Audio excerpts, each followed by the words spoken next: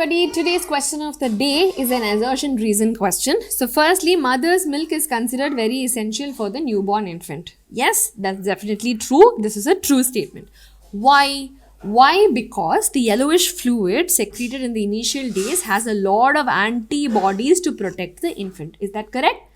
Yes, it is correct, but it's not IgE, it is IgA. Okay, so this is the most important point where children get confused. Okay, so because of that, this IgA is written as IgE, so this will be false. Only assertion is true, so option 3 will be the right answer. Okay, this is very commonly asked question as to, what is the antibody present in the mother's milk. So this is something that you can remember for your exams. Okay, our online crash course has already started, but you can still get the course at a 10% off using the code XPL10, and you can join our 30 days exclusive crash course starting March 27, which will help you to master all your concepts in the last 30 days and appear confidently for the NEET exam. Now, a lot of students have been benefited from this particular crash course program, and you can call us in this number and secure your seat at the earliest. Okay, so definitely do